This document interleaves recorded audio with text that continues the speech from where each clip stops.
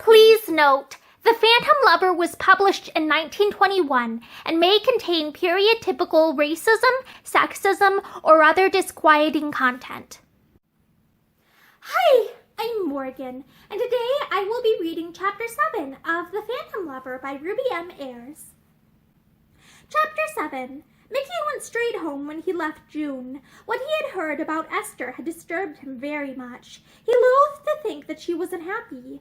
The question was, how best to help her, and quickly. He was thankful she had made a friend of June. June was one of the best, the loyalest pal a man could ever have. But, as June had said, Esther was too proud to take help unless it was most tactfully offered. He racked his brains in vain. It was a sickening thought that, with all his wealth, he could give her nothing. Even the few paltry pounds she had unconsciously taken from him would have been indignantly rejected had she known who was the donor. With sudden impulse, he sat down and wrote to her. After all, she had accepted his friendship. There was no reason on earth why he should not write and ask to be allowed to see her again. He wrote most carefully lest she should discover some likeness to the letter he had written to replace Ashton's. Might he take her out to dinner one night? Any night would suit him. And did she like theaters? He had a friend who sometimes gave him a couple of seats for a show. He would arrange for any night she liked to mention. He thought that was a neat stroke of diplomacy. Of course, she would not think he could afford to buy seats. And anyway, it was true that he had a friend who often gave him boxes and things. He would have to be careful that Phillips did not send along a box this time, though. He ended up by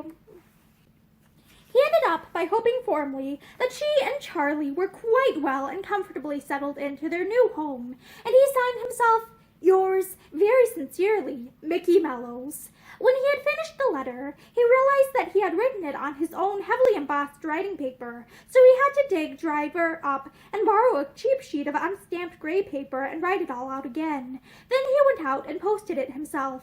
As soon as it had gone, he wished he had sent it by hand. It meant such a deuce of a time to wait for a reply. He calculated that he could not possibly hear before tomorrow night.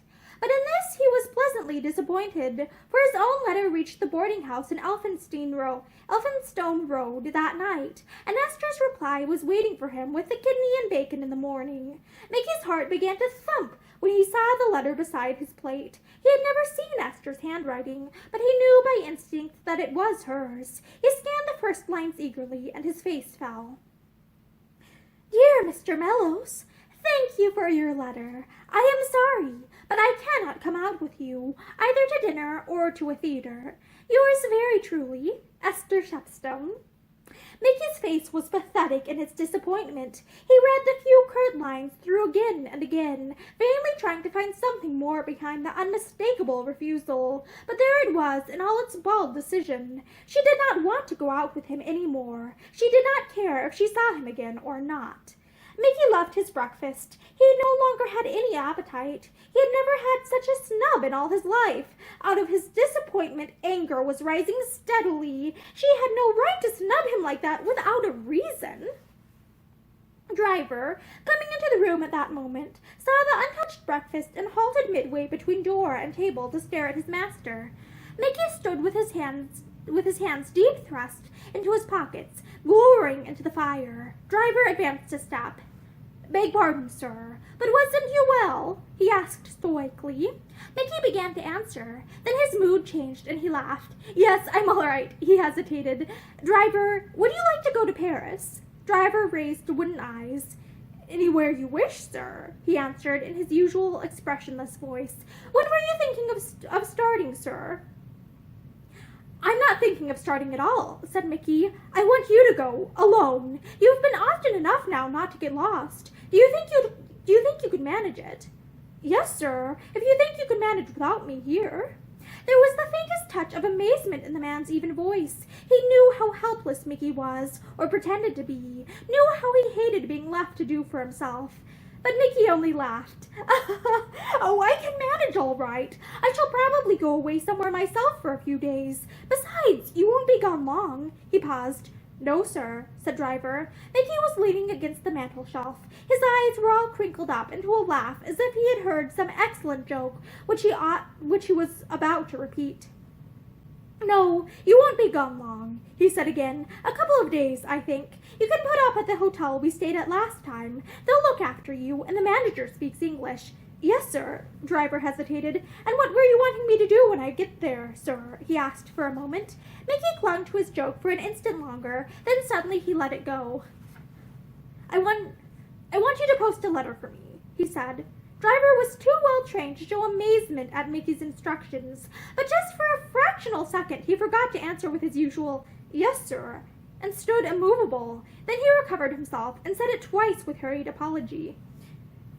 Am I to go at once, sir? Tomorrow morning will do, Mickey said. You can go by the first boat train. He looked at the man anxiously.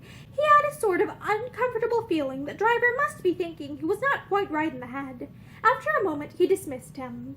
Then Mickey went over to his desk and rummaged amongst the many papers and letters till he found a sheet of paper embossed with the name of an hotel in Paris. It had not been used, and Mickey heaved a sigh of relief.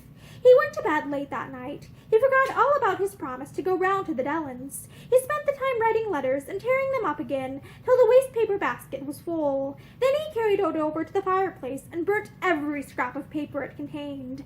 There were 2 finished letters lying on his desk. One was sealed and addressed, but not stamped, and the other was written on a sheet of Driver's plain notepaper, which Mickey folded and unfolded with a sort of nervous dissatisfaction. Its contents were not very long, but they had taken a good deal of composing. Dear Miss Shepstone, I received your note in reply to my letter, and cannot help saying that I felt very hurt at your decided refusal to allow me to take you out. I thought we were to be friends. Have I been so unfortunate as to offend you? If so, I can only assure you that it has been utterly unintentional. Won't you let me see you, if only for a moment? I won't meet you at any time or place. Yours sincerely, Mickey Mellows. He gave a dissatisfied growl as he finished reading it. Not a very eloquent epistle. There was so much more which he wanted to say, but did not dare to. He folded it again and thrust it into an envelope. Then he addressed it and laid it beside that other on his desk, comparing the 2 handwritings with complacence. Not in the least alike. Nobody would ever suspect that they had been written by the same person. He rang for Driver and gave him the unstamped envelope. This is what I want you to post in Paris. Mind you put enough stamps on. You'd better have it weighed. Yes, sir. Driver looked at the other letter. And is that for the post too, sir? Mickey put his hand behind him with a guilty gesture. No, I'll post that myself, he said, and he went out then and there into the cold night and did so. As it dropped into the letter-box, Mickey looked up at the stars and sighed. What the dickens could he have done to make her so distant? At any rate, he would let her see that he was not to be so easily snubbed. If she didn't answer his letter, he would go boldly round to Elphinstone Road and stay there till he saw her. He was halfway to bed before he remembered that he had promised to go to the Dellans that evening. He stopped short with his necktie half undone and swore. What the deuce would they think of him? Well, he would have to plead that headache still, that was all, and if Mary chose to cut up rough. Mickey felt mean because he rather hoped that she would. He knew that he wanted their friendship to cease, but, manlike, he did not altogether like having to take the initiative. Mary was a nice little girl, and if it hadn't been for that relative of hers dying on New Year's Eve, well, he would probably have been engaged to her by this time. He went to bed feeling miserable. Driver had just left the house to catch the boat train the following morning when June Mason rang Mickey up. Any news for me? She demanded. I hate worrying you so soon, but Esther's given notice. She's told Mrs. Elders that she can't afford to stay on. I nearly shook her this morning. I asked her to let me help her for the time being. I even said that I would take 5% interest on the hateful money if she was so abominably proud, and she laughed. She cried the next minute and said I was much too kind to her, but she wouldn't listen. What have you done?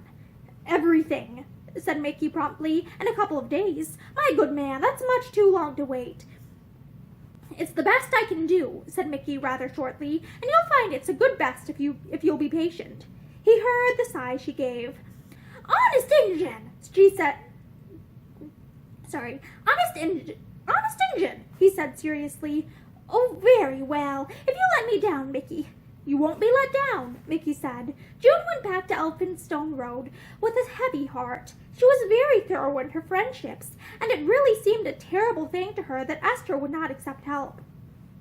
She felt so genuinely fond of the girl herself that she could not understand the feeling of affection and confidence not being reciprocated. She went up to her room and tucked herself into the big armchair amongst the mauve cushions and smoked innumerable cigarettes. Charlie was asleep by the fire. He found his way upstairs now without invitation. He was beginning to get quite respectable looking.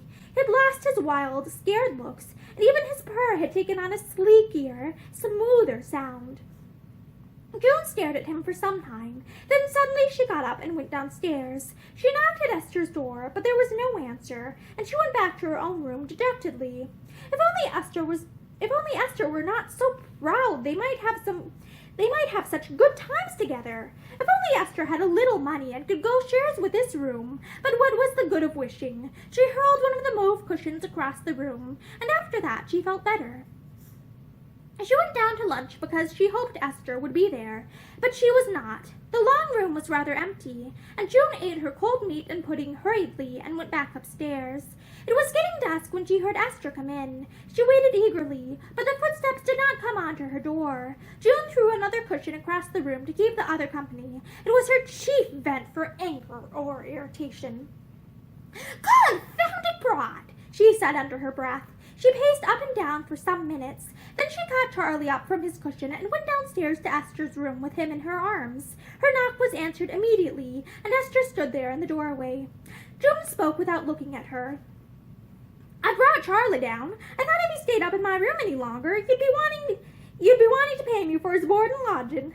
She thrust the cat into Esther's arms and turned away. She was feeling very sore. Hers was such a generous nature that she could not understand why Esther could not see how glad she would have been to help her. She went back to her own room and slammed the door. A moment later, she was sorry for what she had done. Twice she went halfway down the stairs to apologize, then came back again. "Doing good," she told herself snappishly. "I've no patience with such silly pride. And as for you, my boy," she stopped and shook her fist at Mickey's photograph, "if you don't buck up and find her something." The 2 days dragged away. June purposely avoided Esther. She never went into the dining room to meals, and Esther never came upstairs to June's room. There was a kind of armed neutrality between them. Charlie, too, seemed to have been told to keep away, and June missed his lusty purr and the silent room. She shed a few tears in the mauve cushions. She thought Esther was willfully misunderstanding her. She wrote to Mickey on the second day with a great deal of emphasis. "Are you dead or asleep? Here am I, just living to hear from you, and you leave me without a word. Esther and I haven't spoken for 2 days. Not that you care, of course. You don't believe in my friendships, I know, but it's a very serious thing to me.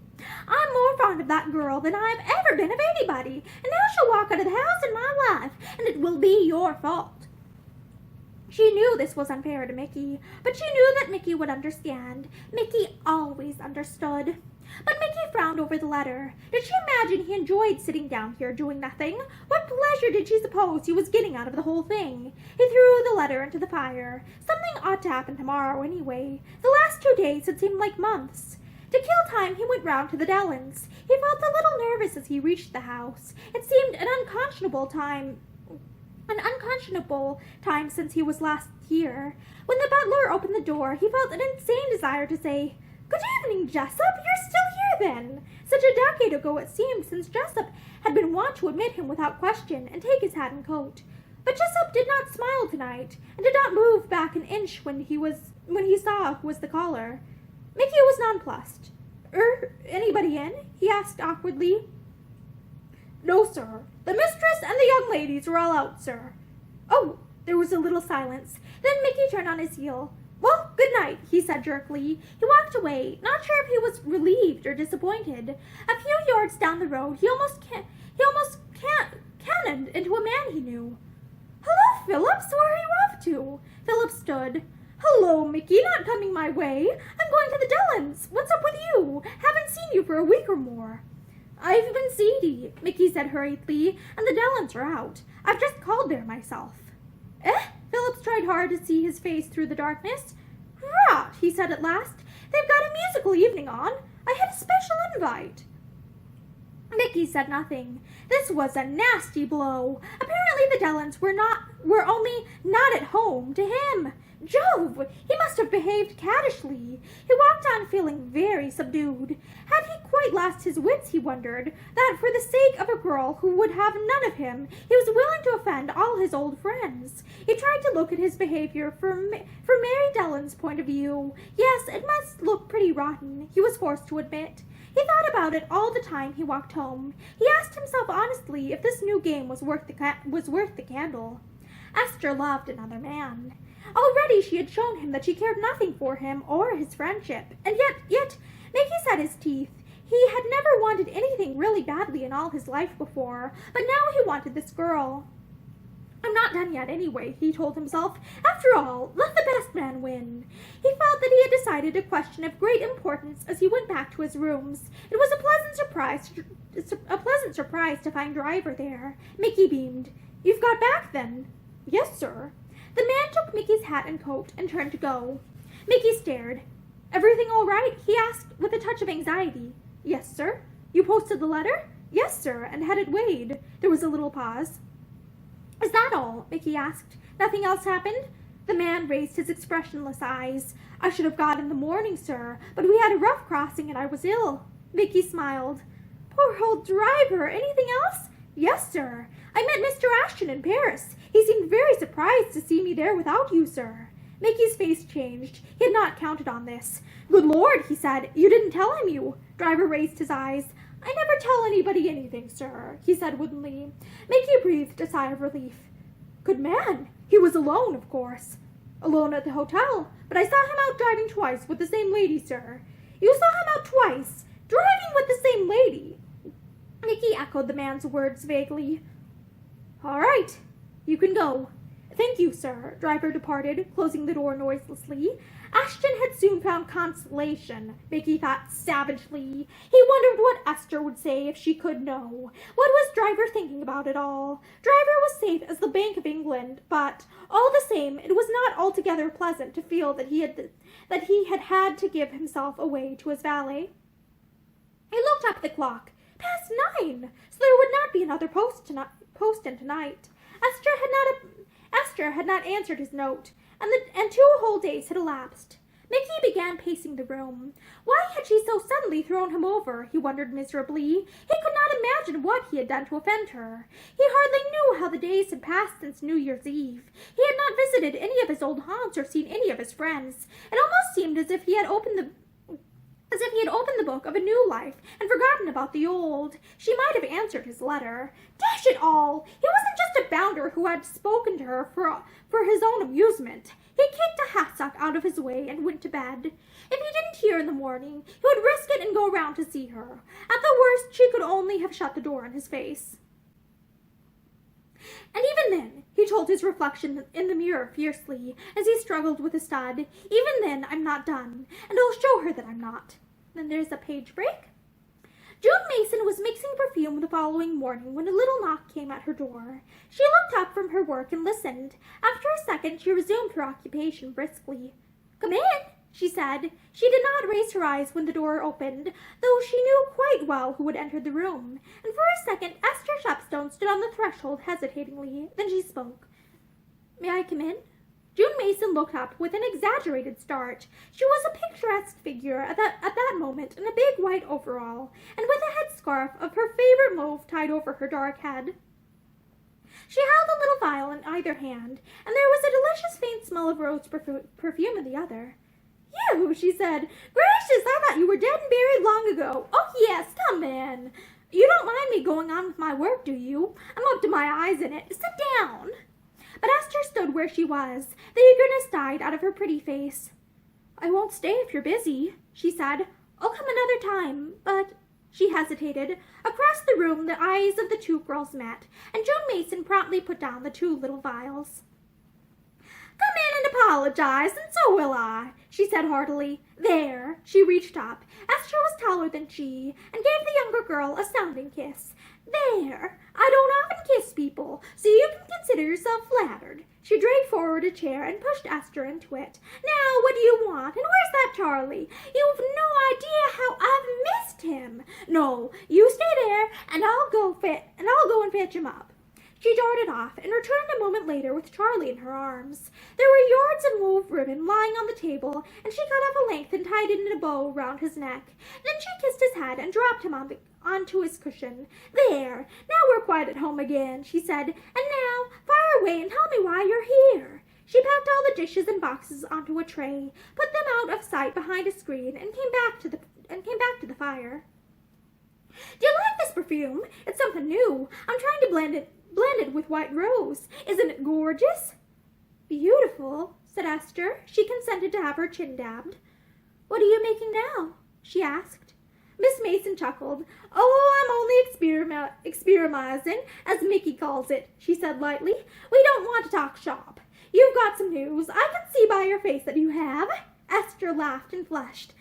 Oh, I have, she said tremulously. Such wonderful news. Humph, said June dryly. From that young man, of course. Well, is he on his way home? And have you got to get a wedding dress in the next 5 minutes or something? Oh, no, it isn't anything like that, said Esther. There was a shade of regret in her voice. But he's in Paris. He says he's not staying there, but he had to pay a business call. June gave a rather unladylike sniff, but Esther was too engrossed to notice. He seems to have been very lucky, she went on. He hadn't got very much money when he went away, but he's got some appointment now. He does not say what, and she gave a little excited laugh. He says that he's going to send me £3 a week for as long as he is away.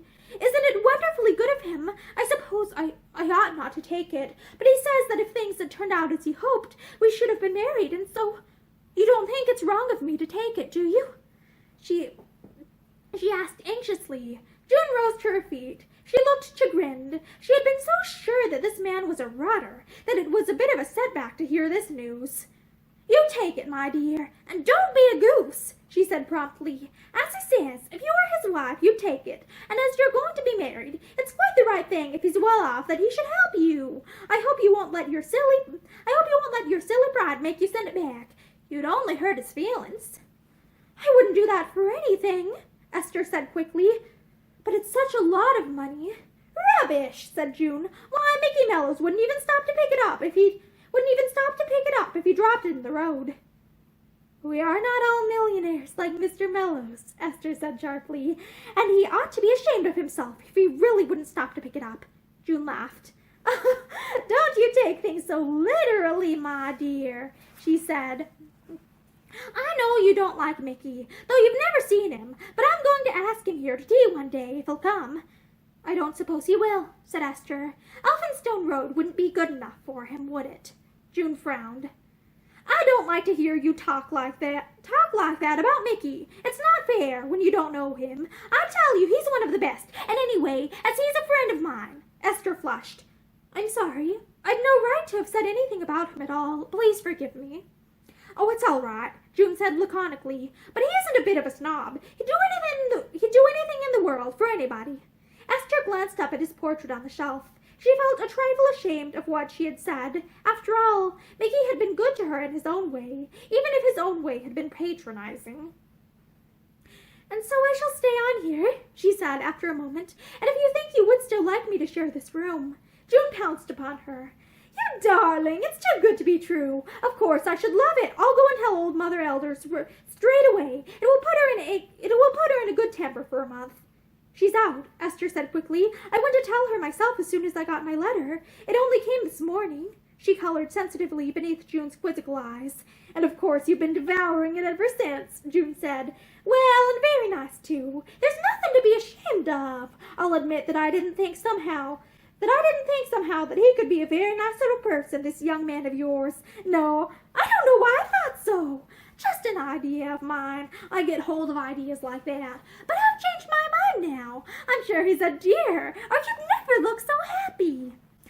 I should love you to see him, Esther said with enthusiasm. I'm sure you would like him. I don't know his people, of course. I suppose if they thought he cared for me, they'd be angry. But it doesn't really matter, and I know he doesn't care at all for his mother. June looked up from stroking Charlie. Now, I wish you hadn't said that, she said frankly. No man can be really nice who doesn't love his own mother. Esther looked distressed. But she is horrid, she said eagerly. He has told me how horrid she is to him. Really, she is. And as he is her only son, she stopped. After all, she went on, there's no law to make you like a woman just because you happen to be her son, is there? It's unnatural not to, June answered shortly. However, as neither of us know his mother, we'll give him the benefit of the doubt. She may be a perfect old cat. Some women are. She wandered round the room to find a cigarette, and Esther sat looking into the fire. She could not remember her own mother, but somehow she felt secure that, had she been living, she would have adored her. She had never heard Raymond say anything nice of Mrs. Ashton. He had always spoken about her in a bitter, half-sneering way. She looked across to June timidly. You always judge people by what you call instinct, she said. When I first knew you had told me that you felt sure you would like me before ever you saw me, and I was right, June said triumphantly. I nearly always am right when I get an instinct about anything. Mickey says it's all rot. There I am, talking about him again. It's a habit, so don't notice it. But even he has to admit how often I am right. I could give you dozens of instances. Esther did not pursue the subject. She was remembering how June had said that she had an instinct that Raymond was not nice. I think you're the most original person I've ever met, she said with a little smile. June laughed. Eccentric Mickey says I am, she answered, then broke off with a comical look of despair. You really must excuse me for everlastingly dragging him in, she apologized. As I said before, it's a habit, and there goes the dinner gong. Are we going to feed here today? Esther rose from the chair. I am, she said, and I'm hungry, so I do hope there's something nice. They went down together. Curry, said June, sniffing the air critically. The Colonel will be pleased. He's always telling us how they used to make curry in India, poor old chap, though I don't think any of us really believe that he's ever been there. But the Colonel was not there. He's ill, so young Harley told the two girls as they sat down at their table. I went up to see him this morning, and he really looks ill. You don't look in exactly rude health yourself, said June in her blunt fashion. She noticed that Harley looked at Esther a great deal, and she made up her mind to tell him at the earliest opportunity that Esther was engaged. June scented romance everywhere. They are the first violets I have seen this year, Esther was saying, looking at a little bunch the young man wore on his coat. He took them out eagerly and laid them down beside her plate. Do have them, will you? I never wear flowers, really, but a girl on the street begged me to buy them. Esther took them up eagerly. They are my favorite flowers, she said, and I haven't had any given to me for ever so long. It gave her a little pang to remember that Ashton had always brought her violets in the first days of their acquaintance. It was one of the many little attentions which he had gradually dropped. You're not to let Mr. Harley fall in love with you, mind, June said severely as they went upstairs after dinner. He's much too nice to be made unhappy, even by you, she added affectionately. Esther stared. Why, whatever do you mean? She cried. I never see him or speak to him, except at meal times. I mean what I say, June insisted. Didn't you see how he looked at you when you took his violets? Esther flushed with vexation. Why, what perfect nonsense, she protested, but June only laughed. I'll look or see most of the game, she declared. Aren't you coming up to my room? Our room, I mean. I've got to go out. I've had an appointment at 2:30, but I'll love to come to tea with you, she added, seeing the disappointment in June's face. Very well, then, 4 o'clock. But who is the appointment with? You won't need to find a berth now. You're a lady of leisure. But I shall try all the same. I don't mean to be lazy, just because he's so good to me.